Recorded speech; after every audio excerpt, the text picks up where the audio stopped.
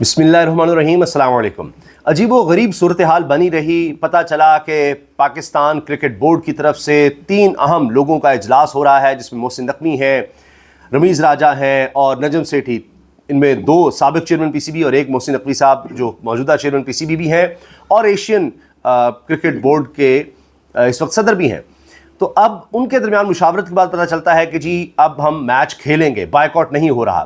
और फिर वीडियो सामने आती है कि मैच रेफरी की तरफ से अब माजरत कर ली गई है, लेकिन उसकी कोई ऑडियो नहीं है, लेकिन वीडियो में कहा जा रहा है कि जी माजरत कर ली, उन्होंने मिसअंडरस्टैंडिंग थी और बाकी चीज़ें आगे देखी जाएंगी। तो पहले ये कहा जा रहा था कि जी वो पाइक्रॉफ्ट चला गया है और उसको निकाल दिया गया है, फिर कहा गया नहीं वो वापस आ गया है, वही होगा, पीछे नहीं हटा गया और हम मैच नहीं खेल रहे। फिर 1 घंटा मैच डिले हुआ और उसके बाद पता चला जी माजरत पर बात अब ख़त्म कर दी गई है, जबकि पहले ये स्टैंड था कि इसको हटा दिया जाए। ना सिर्फ ये बल्कि भारतीय कप्तान की तरफ से जो बयान दिए गए हैं उस पर उसको सज़ा भी दी जाए, लेकिन कुछ भी नहीं हुआ। अब मैच भी हो रहा है, परफॉर्मेंस तो पाकिस्तान की जो होनी है वो तो हमें नज़र ही आ रही है। आगे इस पर भी बात कर लेंगे। मेरे साथ हैं अब्दुल रऊफ साहब, साबिक फास्ट बॉलर, पाकिस्तान को रिप्रेजेंट कर चुके हैं टेस्ट में, दीगर मैचेस में। तो ये बड़े एजाज़ की बात है कि पाकिस्तान के साबिक क्रिकेटर हमारे साथ हैं। अब्दुल रऊफ साहब, अस्सलाम वालेकुम। जी वालेकुम सलाम। अच्छा सर, ये बताइएगा कि ये जो कुछ हुआ है आप इस बारे में क्या कहते हैं? देखिए, एक आपने मुहावरा सुना होगा पीछे कि ना ये पढ़े लिखे हैं और ना ये पढ़ने लिखने की कोशिश करते हैं। ये बिल्कुल पाकिस्तान क्रिकेट बोर्ड पे आप अगर 100% इसको लागू करें तो बिल्कुल ठीक फिट आता है। क्योंकि देखिए, जब आप कोई हवा क्रिएट करते हैं इस लेवल पे तो उसके पीछे कुछ ना कुछ आपकी रीडिंग होनी चाहिए, कुछ ना कुछ आपको नॉलेज होना चाहिए। आपको आईसीसी के जो रूल्स ऑफ बिजनेस हैं, रूल्स और रेगुलेशंस हैं या कोड ऑफ कंडक्ट है, उनके बारे में आपको पूरा नॉलेज हो तो फिर आप आगे कौम को बताएं। जब आपको खुद ही नहीं पता तो फिर आप पाकिस्तानी कौम को क्यों गुमराह करते रहे। इशू ये था कि आप देखें कि ये कैसे हो सकता है कि मैच रेफरी ये जो होता है वो किसी को कैसे मजबूर कर सकता है या फोर्स कर सकता है किसी प्लेयर या खिलाड़ी को कि जाके दूसरी टीम के प्लेयर या खिलाड़ी के साथ आप हाथ मिलाएं या उसके साथ कोई जफ्फी डालें या उसके साथ कोई मोहब्बत का इजहार करें। इस तरह नहीं हो सकता। वो इम्प्लीमेंट जरूर करवाता है जो रूल्स एंड रेगुलेशंस हैं आईसीसी की तरफ से, जो कोड ऑफ कंडक्ट होता है, मगर वो इस हद तक जाके वो कुछ नहीं कर सकता। तो उसपे इसलिए मेरा नहीं ख्याल कि कोई आईसीसी की कोई सैंक्शन लगती थी, ना ही कोई आईसीसी की ऐसी कोई ज्यूरिडिक्शन है कि वो उसको अंडर किसी चीज में ला सके और उसको पनिशमेंट दे सके। तो ये पाकिस्तान क्रिकेट बोर्ड ने ऐसे एक हवा खड़ा किया हुआ था, तो और उसमें से अब हवा निकल चुकी है और आपके सामने मैच रेफरी भी वही है, अंपायर भी वही है, मैच भी वही कंडक्ट करा रहा है और पाकिस्तान को मैच भी खेलना पड़ा। ठीक है, चलिए, बहुत शुक्रिया अब्दुल रऊफ साहब आपका, थैंक यू सो मच। जी तो जनाब, हमारे साथ हैं सनाउल्लाह, माशाल्लाह इनके मिलियन प्लस फॉलोअर्स हैं यूट्यूब पर, इनका अपना चैनल भी है, स्पोर्ट्स पर बड़ी ज़बरदस्त बात करते हैं। सनाउल्लाह खान बड़े अच्छे रिपोर्टर हैं और हमारा साथ दिहाइयों से, यानी 1 दिहाई से ज़्यादा है, तो बहुत अच्छा काम कर रहे हैं। सनाउल्लाह, अस्सलाम वालेकुम। वालेकुम अस्सलाम sir, thank you very much, बहुत शुक्रिया। सनाउल्लाह, ये सारा कुछ जो हुआ है, अब रेफरी भी वही है, कोई जुर्माना भी कहीं नहीं, भारतीय कप्तान पर मैच भी शुरू हो गया, डिले भी कर दिया। तो बहुत से लोग कह रहे हैं कि पाकिस्तान की बहुत बड़ी फतह हो गई है इसी माजरत पर। अभी कोई आईसीसी की तरफ से तो कुछ ऐसा आया नहीं, बस यही यकीन दिलाने कराई गई है कि हम पीसीबी की तरफ से माजरतनामा खुद ही से कह देंगे और बस आगे बढ़ते हैं और बाद में देखी जाएगी। देखिए, जहां तक माजरत की बात है तो चेयरमैन पीसीबी ने कहा है तो गलत नहीं होगा। वो उन्होंने कहा होगा कि मिसकम्युनिकेशन या जो भी मामला इसमें मैं माजरत खाऊं, ये उन्होंने वर्ड यूज किया होगा। क्योंकि चेयरमैन पीसीबी कह रहे हैं तो ऐसा नहीं होता, अपनी तरफ से तो वो कह नहीं सकते। बट मेरा पॉइंट एग्जैक्टली वही है जो रमीज राजा साहब ने प्रेस कॉन्फ्रेंस में कहा था। अभी जो आपने अगर देखियो मोहसिन नकवी साहब के साथ, उन्होंने बोला कि बड़ा जो इशू था वो सूर्य कुमार यादव का कंटेंट है, जो पोस्ट मैच में उन्होंने बोला और जो प्रेस कॉन्फ्रेंस में उन्होंने बोला। और मुझे भी ज़ाती तौर पे ये लगता है कि पाइक्राफ्ट, आप सोचिए ना एक लम्हे के लिए कि पाइक्राफ्ट ने पाकिस्तानी खिलाड़ी को, कप्तान को ये कहा कि आपने भारत से हाथ नहीं मिलाना कप्तान से, ये बड़ा इशू है। या सूर्य कुमार यादव ने पाकिस्तान के नाम को टेरर के साथ जोड़ने की कोशिश की इनडायरेक्टली, वो बड़ा इशू है। तो रमीज राजा वो चूंकि एमसीसी में भी हैं, वो कमेंटेटर भी हैं, वो चेयरमैन पीसीबी भी रहे, इससे पहले वो सीईओ भी रहे, उनको अंदाजा है कि बड़ा इशू क्या था। इसलिए उन्होंने बोला कि यार बड़ा इशू वो था, ये नहीं था। तो मुझे लगता है कि पाकिस्तान को उस मामले को छेड़ना चाहिए था। सूर्य कुमार यादव की माफी मानी रखती है, पाई क्राफ्ट का हमें कोई लेना देना ऐसा उतना होना नहीं चाहिए था। ये आईसीसी का अपना इंटरनल मैटर होना चाहिए था, उस पर एक्शन लेना चाहिए था। और अगर पाई क्राफ्ट का मैटर हमने उठाना भी था तो इस बात पे उठाना चाहिए था कि पाई क्राफ्ट ने सूर्य कुमार यादव के खिलाफ ये एक्शन क्यों नहीं लिया, उसको चार्ज क्यों नहीं किया। बट फिर हम पे भी आना था कि हम भी तो 18 घंटे के अंदर उसके खिलाफ रिपोर्ट कर सकते थे और रेफरी को चार्ज शीट बना के भेज सकते थे, जिस पर रेफरी जो है वो हेयरिंग करता और बताता कि सूर्य कुमार यादव पे ये चार्ज लगते हैं या नहीं लगते, जो कि 110% लगते हैं। पाकिस्तान का स्ट्रॉन्ग केस सूर्य कुमार यादव के खिलाफ बनता था और मैं हैरान हूं कि उसके ऊपर हमने चुप क्यों साधी, ये मैं समझ नहीं पाया बिल्कुल भी। कि सूर्य कुमार आज भी प्रेस कॉन्फ्रेंस में सूर्य कुमार यादव का वर्ड तो खैर नाम नहीं बट उनकी तरफ इशारा रमीज राजा ने किया, भारत के ऊपर बात नजम सेठी साहब ने की, चेयरमैन साहब ने एक जेनेरिक बात की थी, उन्होंने इन दोनों मुद्दों के ऊपर कोई खास बात नहीं की है। सो ये मेरे लिए सरप्राइजिंग है। लेकिन ये तो अंडरस्टूड नहीं है कि सूर्य कुमार यादव ने जो कुछ कहा है वो क्रिटिसाइज हो रहा है। इंडिया में हत्ता के बात हुई है कि जी कल को कोई भी प्लेयर फिर उठकर बात करेगा, कोई फिलिस्तीन की बात कर सकता है, इंसानी हुकूक की बात कर सकता है, पाकिस्तानी प्लेयर कह सकता है कि जी अफगानिस्तान से हम जीते हैं, अफगानिस्तान से हमारे यहाँ दहशतगर्दी होती है, हम जो दहशतगर्दी के शिकार मासूम लोग हैं उनके नाम जीत करते हैं। तो ये तो सिलसिला फिर रुक ही नहीं सकेगा।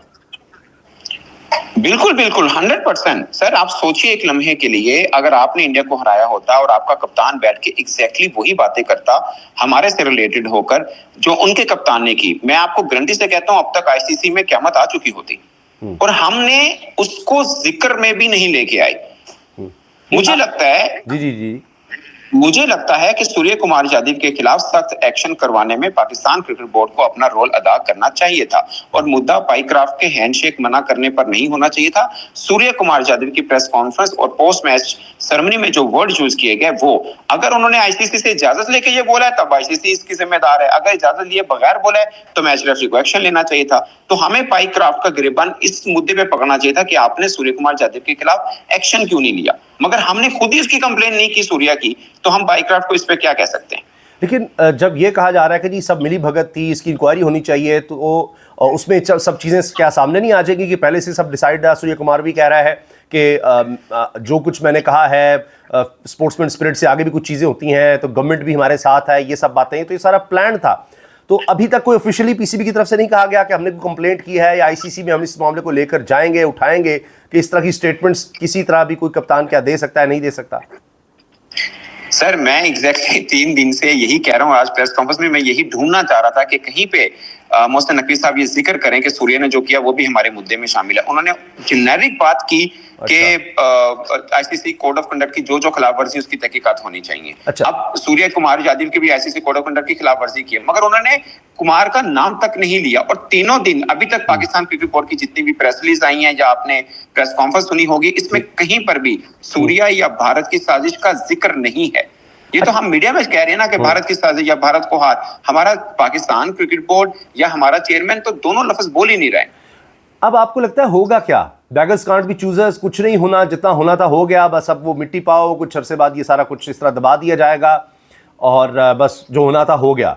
क्योंकि मुझे ये लगता है कि भारत इस चीज़ को ज़्यादा रिपीट तो नहीं कर सकता, उनका यही तक था, उन्होंने कर लिया और इसको अब वो संभालेंगे। संभालने से मुराद ये है कि अब वो खड़े हो जाएंगे, कोई कुछ नहीं कर सकता। आईसीसी में उनका बहुत ज़्यादा इन्फ्लुएंस है हर जगह पर और आइंदा वो शायद इससे परहेज कर लेंगे, वरना कंट्रोवर्सी जनरेट रहेगी। अभी मेरा ख्याल है बस जो होना था हो गया, खत्म कहानी।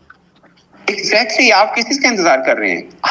हमने यहाँ तक जो टाइम था टीम का, हमने टॉस तक टीम नहीं भेजी है, टॉस को डिले करवाया, 1 घंटा ताखीर हुई, इन सब चीजों के हरबे आजमाने के बावजूद उस मुद्दे के ऊपर कोई बात तक नहीं हुई और हम इसी चीज पे राजी हो गए हैं। तो उन्होंने कहा चलो ठीक है इस मामले को हम देख लेते हैं। तो आप अब ये एक्सपेक्ट कर रहे हैं कि आगे जाके कुछ होगा? आप ये एक्सपेक्ट करके बैठे हुए हैं कि कुछ होगा? अगर होना होता ये 3 दिन में बहुत कुछ हो चुका होता और होना चाहिए था, ऐसा कुछ नहीं हुआ है। और मुझे नहीं लगता कि पाकिस्तान क्रिकेट बोर्ड इस बात को लेके अब कहां तक खींचेगा। असल बात तो थी ये 3 दिन के अंदर अंदर जो मामला, आपको क्या लगता है कोई कप्तान कोड ऑफ कंडक्ट की खिलाफवर्जी करे तो उस पर तहकीकाती कमेटी बैठती है, उसके ऊपर मैच रेफरी चार्ज कर देता है और जो अब हम कह रहे हैं आम बंदे को, आपको भी समझ में आ रहा है, मुझे भी समझ में आ रहा है कि पाई क्राफ्ट ने अपनी मर्जी से नहीं कहा, किसी भारतीय के कहने पे कहा। तो क्या हमारा ये नहीं होना चाहिए था कि जिस भारतीय ने कहा उसको भी सजा दिलवाइए आप? उसने आईसीसी कोड ऑफ कंडक्ट की खिलाफवर्जी क्यों की है? बिल्कुल ठीक। अच्छा, आखिर में सनाउल्लाह, क्योंकि ये बहुत लंबा मौजू है जिस पर मैं सवाल करने लगा हूँ, लेकिन बिल्कुल मुख्तसर, आपका भी वक्त बहुत कीमती है, कि इंटेंट की बड़ी बात होती थी कि यंगस्टर्स लाएं, इंटेंट, रिजवान और बाबर, ये प्लेयर पावर से हमने निकलना है। वो ना इंटेंट हमें नज़र आई है, ना वो स्ट्राइक रेट हमें नज़र आया है, ना वो हमें कि कोई काबिल इज़्ज़त रन्स नज़र आए हैं। तो ये तो बिल्कुल उल्टा फ्लॉप शो हो गया है। कम से कम हम final, semifinal, final, semifinal, final यहीं तक पहुंच रहे थे, आगे जा रहे थे, कहीं ना कहीं नज़र आ रहे थे कुछ अर्सा पहले तक। जब से हमने वो कैप्टनशिप डिस्टर्ब कर दी, ग्रुपिंग के चक्कर में पता नहीं ग्रुप बना हुआ है, फलां है, इधर उधर कर दिया, उसके बाद तो बिल्कुल ही बेड़ा गर्क हो गया कि अब सौरव गंगुली कह रहे हैं कि ये पाकिस्तानी टीम तो कहीं है नहीं, छोड़े परे, इसकी बात क्या करनी, इनका तो कहीं मुकाबला ही नहीं है। कम से कम हम अच्छे नहीं थे लेकिन टॉप 4 में होते थे। सर आपको क्या लगता है कि सौरव गंगुली ने गलत बात की है? मुझे अब ठीक है, वो इंडियन है, वो बात करेंगे, शायद हमें जरा ज्यादा दिल नहीं, को मुझे लगेगी, लगता है अनफॉर्चुनेटली उसने ठीक कहा है कि अब हम इस काबिल नहीं रहे कि हम कहें कि हम टॉप 4 में हैं, टॉप 6 में हैं। मैं सर आपको ना इस सवाल का जवाब एक लाइन से देता हूं, आपको 100% सब चीजें समझ आ जाएंगी। अभी जयशाह साहब बीसीसीआई के सरबराह थे, एक तरह से सेक्रेटरी थे, वो आईसीसी में चले गए। क्या उनके जाने के बाद भारत में कप्तान बदला, सिलेक्शन कमेटी बदली, कोच बदला, डायरेक्टर डोमेस्टिक बदला, डायरेक्टर इंटरनेशनल बदला, कोई एक चीज बदली तो मुझे बता दीजिए। और अगेन शायद लगता है किसी को क्रिटिसिज्म हो रहा है, मगर दुनिया के कौन सा बोर्ड है जिसमें 5 मिनिस्टर्स बैठे हों? कौन सा बोर्ड है जिसमें डेपुटेशन पे ब्यूरोक्रेट्स को लाके बिठाया जाए? और मुझे इतराज ब्यूरोक्रेसी पे नहीं है, मुझे इतराज इस बात का है कि उस बंदे को कैसे पता हो सकता है क्रिकेट का। आपका एक असिस्टेंट कमिश्नर डोमेस्टिक क्रिकेट को चला रहा है और सीओ साहब हैं, बहुत काबिल होंगे, मगर क्रिकेट का तो उनको अंदाजा नहीं है। और इसकी मिसाल एक ये है कि आईसीसी मीटिंग में हमें सलमान नसीर साहब दिखते हैं, हमारे जो सीओ साहब हैं वो कम दिखते हैं। अगर जाएंगे भी तो सलमान नसीर साहब साथ में लाजमी जरूर होंगे, क्योंकि उनको मामला का पता है। तो ऐसी चीजें हैं, तो क्रिकेट के अंदर भी ऐसी चीजें आ गई, फिर कहां से आप समझ सकते हैं कि आपकी टीम जो है वो के प्रोग्रेस भी करे और आगे भी जाए। तो बड़े मामलात हैं। मुझे लगता है कि पाकिस्तान, लोग कहते हैं कि टैलेंट नहीं है, मैं इस बात को मानने को तैयार नहीं हूं। दुनिया में कोई भी खेल जो घरों, गली में, घर की छतों में, मैदानों में खेला जा रहा हो और उसमें टैलेंट ना हो, कैसे हो सकता है ये? हाँ, टैलेंट ग्रूमिंग का प्रोसेस गलत है, वो मैं मान लेता हूँ। अब तो मुझे लगता है कि रिजवान बाबर को वापस भी ले आए तो कुछ नहीं होने वाला। सर आप जिसको मर्जी वापस ले आए, जिसको मर्जी डाल लें, आप अपने प्रोसेस को ठीक नहीं करेंगे। मैं आपको बताऊं, आपका जो सबसे बड़ी एकेडमी है लाहौर की, उसके अंदर रिहेबिलिटेशन सेंटर जाके आकिब जावेद ने शुरू किया। पिछले कितने अरसे से आपका एहसानुल्लाह, आपकी पीएसएल कब से चल रही है, सबसे तेज बॉलर था। आपके आमिर जमाल ऑस्ट्रेलिया के अंदर जा रहे हैं, पाकिस्तान की तरफ से सबसे ज्यादा विकेट्स लिए, उनकी इंजरी का मामला हुआ, वो लिंगर ऑन हुआ। आपके वसीम जूनियर की इंजरी का मामला हुआ, वो लिंगर ऑन। कोई रिहेबिलिटेशन प्रोसेस नहीं है और लोगों को अंदाजा नहीं है, आम फैन को। आप यकीन मानेंगे, हमारे यहाँ बोर्ड हुकाम हमारे क्रिकेटर्स को कहते थे, टाउनशिप चले जाओ, फलान डॉक्टर से मिल लो, वो वापडा टाउन चले जाओ, फलान डॉक्टर को तुम दिखा दो। क्या कभी किसी प्रोफेशनल बोर्ड में ये काम हुआ है?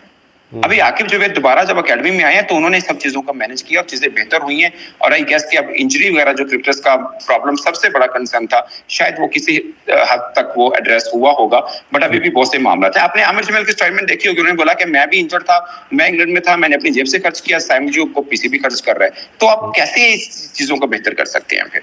ठीक, तो आखिरी सवाल, ये टैलेंट की आपने बात की, तो सारा टैलेंट तो हमने घुसा दिया हुआ है इस टीम में। जो भी पीएसएल में कुछ भी परफॉर्म करता है, साइम से लेके पता नहीं 3-4 तो हमने ओपनर रखे हुए हैं, हार्ड हिटर भी हैं, जो अच्छा थोड़ा सा भी जिसने परफॉर्म किया सबको ट्राई कर लिया है। तो यहाँ तो साइम अयूब साहब भी बेचारे 40 से ज़्यादा हो गए मैच, तो 3 दफ़ा तो वो 0 पे आउट हो गए मुसलसल। अब किसको क्या कहें? सर मैं आपसे सिंपल एक बात करूंगा कि आपने इससे पहले ट्राई नेशन सीरीज खेली है, उससे पहले वेस्ट इंडीज खेला है, फिर आपने बांग्लादेश खेला है, उससे पहले न्यूजीलैंड सीरीज खेली है, घर में बांग्लादेश के खिलाफ खेला है। हर टूर पे आपकी टीम चेंज है, हर टूर के ऊपर।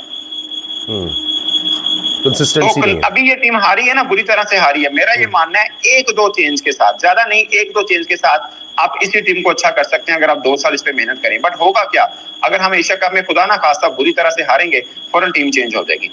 चले ठीक है, बहुत शुक्रिया सनाउल्लाह, इसी तरह आपसे रब्ता रहेगा, बड़ी मेहरबानी, thank you so much brother, Allah हाफ़िज़।